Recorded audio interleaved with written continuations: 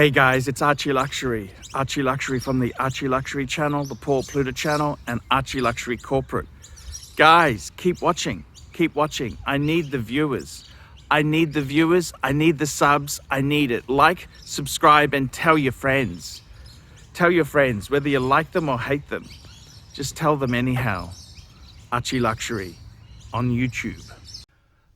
Hi guys, ArchieLuxury on the ArchieLuxury Paul Pluta channel doing paid review. This is paid review 20 AU20, and this here is for Michael in London. Here we go. Quick wristwatch check. 6006.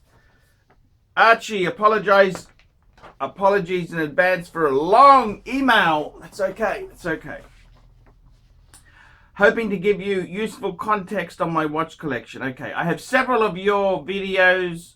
I've watched several of your videos over the years. They've been informative. Some of my purchase decisions, which I come to below. It's also, so some of my some have been informative on some of my purchase decisions. It's also refreshing to hear the views of a gentleman who appreciates what luxury really is, rather than some millennial YouTuber caught up in the latest hype bubble, or a website which purports to be balanced write-ups on watches yet has its commercial sales on the side. I'm looking to purchase my next watch and wanted to get your 2 cents before I pull the trigger. I only have one watch at the moment, a Rolex 11420. That's a 34mm Air King with blue dial, 369 Explorer dial. It was purchased in 2008 for me as a gift from a family member for my 21st. Wow, what a great gift. It's small by today's standards, still great watch, but I like its understated form and would never part with it. I certainly hope not. However, a couple years ago, having made good progress in my career, he's a solicitor, and found a foot on the property ladder, I thought I owed it to myself to buy something a little bit more substantial. After starting to shop around and try on a handful of watches, mostly modern sports Rolex, I realized that 34mm was borderline acceptable. You're wanting something closer to 40 mils. So I bought myself a new Explorer 1. It seemed to be a logical upgrade and paid homage to the existing 369 dial. It was also discreet and elegant as far as Rolexes go, which drew me to it.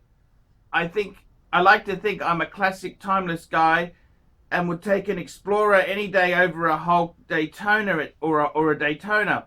I appreciate the blah, blah, blah, blah. Anyway, after about 3 months with the Explorer, I decided the watch just wasn't for me. I found a black matte dial, a bit too flat and lifeless compared to the starburst blue on the Air King.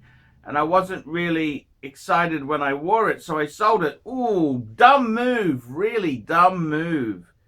With hindsight, it was perhaps a mistake. I probably should have given it more time. I think so, definitely.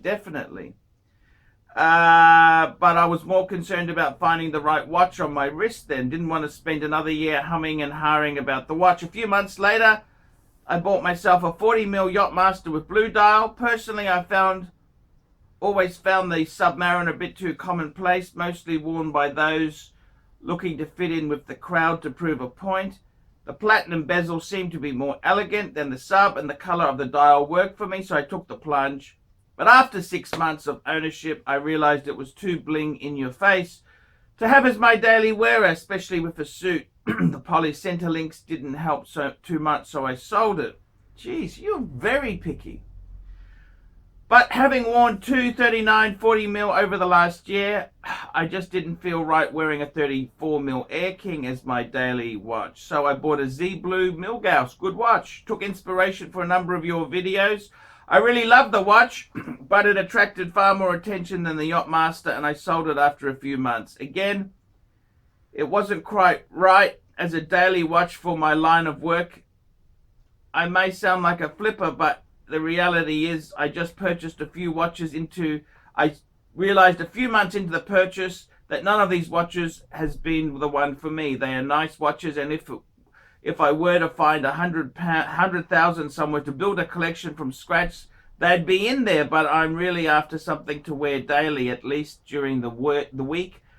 And occasionally at weekends, it will only be my one and only it will be my only watch with the 34mm as a sidekick who makes an appearance. I've been pondering for the last 14 months as to what watch to get. Okay.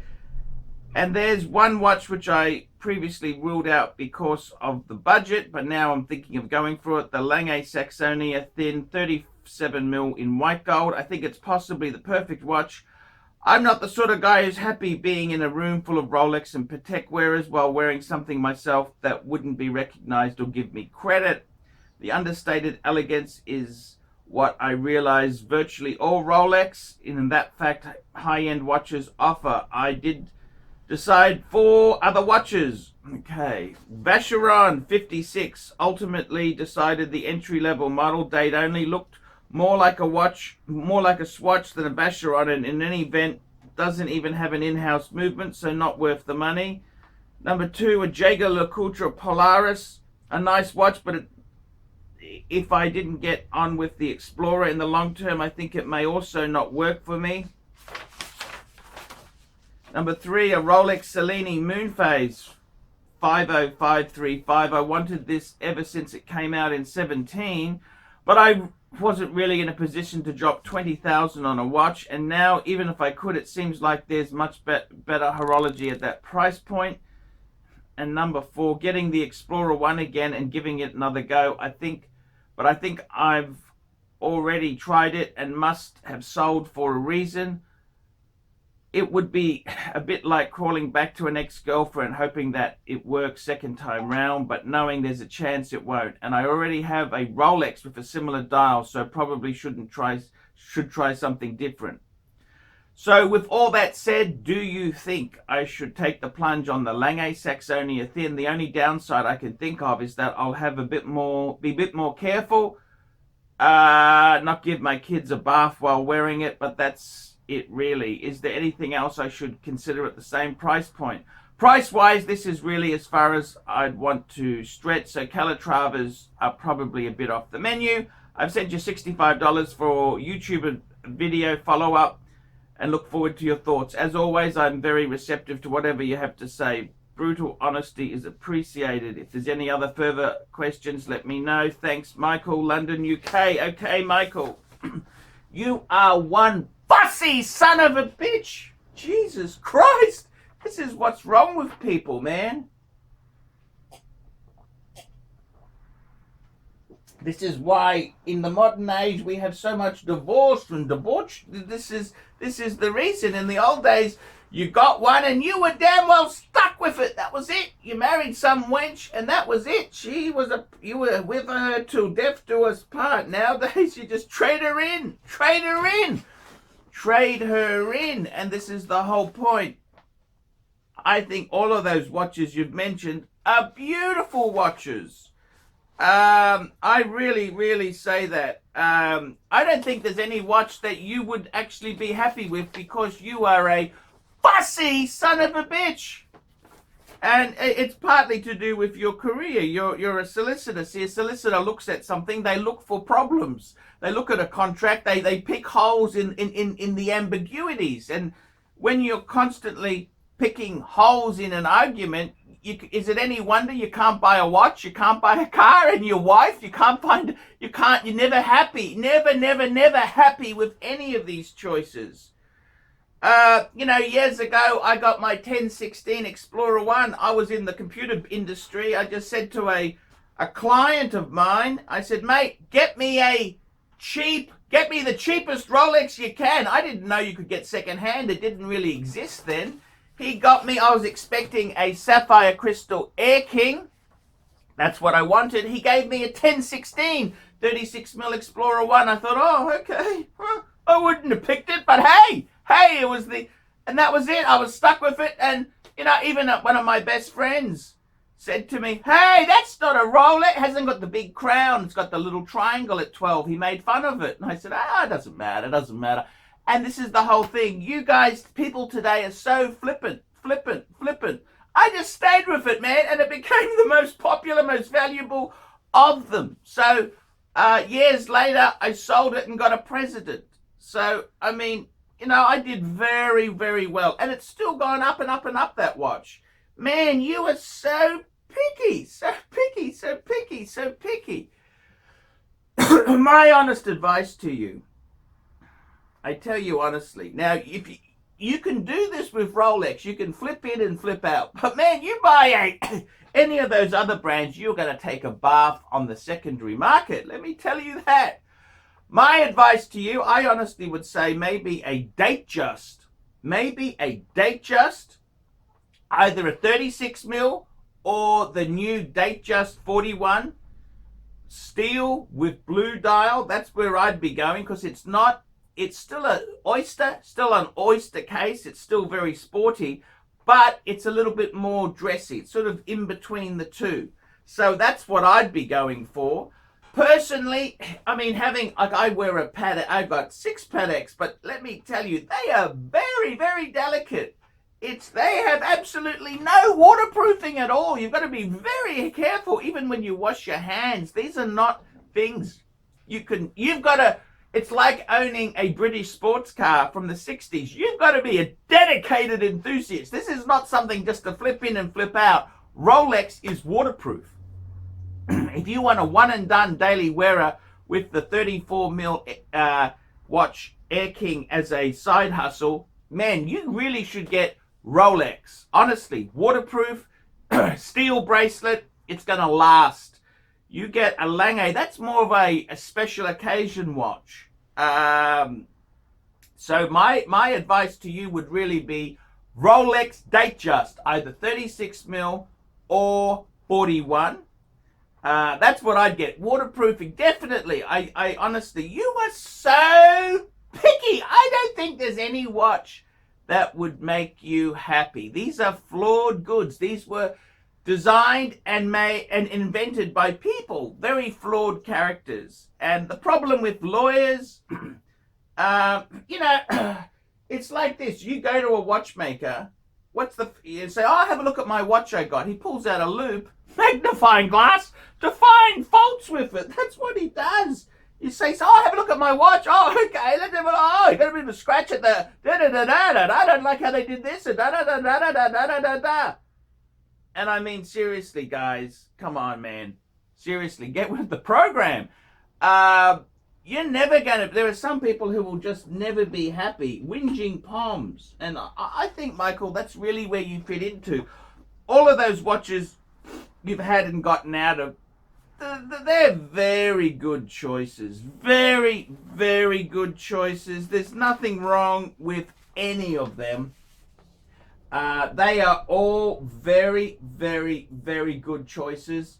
I think the problem is you were just very difficult guy. Very difficult individual. There's nothing's going to make you happy. There is no watch that will be perfect because you are so difficult. I mean, I got to be honest with you. So my advice is the Datejust. Go for a steel Datejust, either steel bezel or white gold bezel, blue dial. That is the answer, okay? 36 or 41 is your choice, depending on your budget, whether you buy new or used, you know. The Vacheron 56, I don't mind that watch, as you say there. Yeah, I can see the faults, you know, but it's a beautiful watch. That's actually a beautiful watch. The Polaris, I wouldn't want to sell a Polaris, that's for sure. And the Cellini Moonphase, I actually love that watch. But again, I tend to agree with you. There is better bang per buck there. Getting the Explorer again, as I said, I'd go Datejust. Go Datejust. But man, you've got to be realistic. I would say a Saxonia. Man, that's going to be it's like having a cup. These are very delicate, very delicate. The straps, they're just a delicate. You got to understand. You got to be an enthusiast, not just some smart-ass lawyer from London who thinks his shite doesn't stink. Man, I can tell you, nothing's going to work for you. You're the sort of person who I can tell a mile away, never happy. And it's just, it reflects on your, let me guess, you're not really happy in your marriage. You can't decide on what car you really like. You're never happy. You're a whinging son of a bitch. That's what you are, Michael. Let's be completely frank and honest with you. You are a whinging son of a bitch. That's the honest truth, okay? I don't think there's any watch that would make you happy. All of those are fantastic. I've given you the advice. It's up to you. But Patek or Lange, man, or Vacheron, that's really a dress watch for special occasions, okay? Special occasions when you celebrate the fact that you're not going to jail. When you celebrate the fact you haven't been struck off the Bar Association for embezzlement and sleeping with Vicky at that lawyers conference. That's what you do, man. Okay, so I've given you the advice. I don't think you would ever be happy. Okay, that wraps it up. Like, subscribe, tell your friends, and don't be afraid to put some comments in there, some comments down below.